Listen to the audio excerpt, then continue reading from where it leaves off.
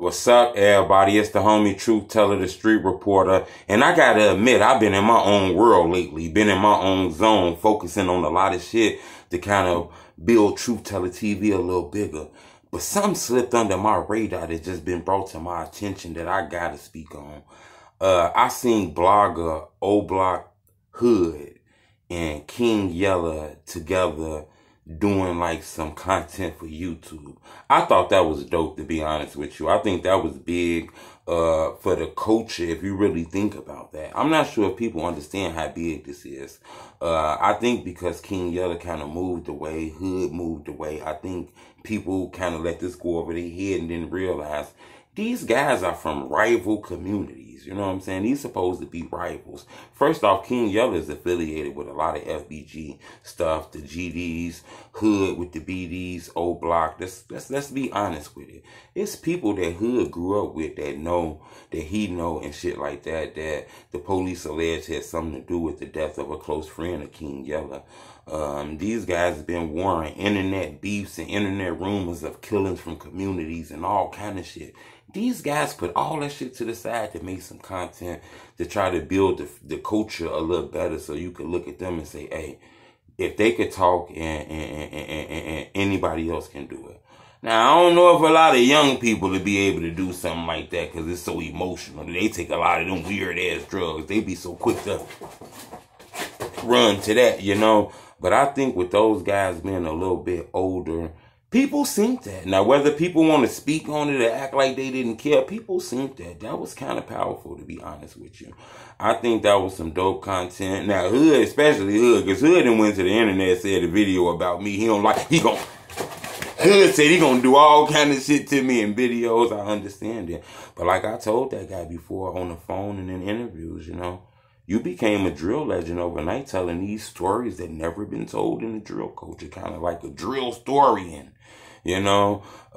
So people wanted to know. People wanted to respond to some of them allegations. I gave people an opportunity to respond.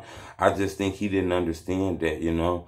Those platforms never got a response from nobody. You're going to get responses when you make those kind of allegations, but that's some other shit. That's some whole other shit. We got to be honest. That content I seen was dope. I think that was powerful. You know, I can see shit like that happening more and more to bridge the gap. If people can see shit like that. If King Yella and Hood can do that, why can't nobody else do that? To be honest with you. Those guys are from rival communities. Hood is a proponent of King Von. King Von is a proponent of this and Duck. Duck is a close friend of King Yella. It's bricks, to get rights, to all this shit. YouTube telling stories of, you know. So I think that's big for the culture because I always tell people, you got to be careful who you listen to. A lot of people say, man, the drill music and all this. Look, that is true. So you got to guard your kids' ears. I always tell people this.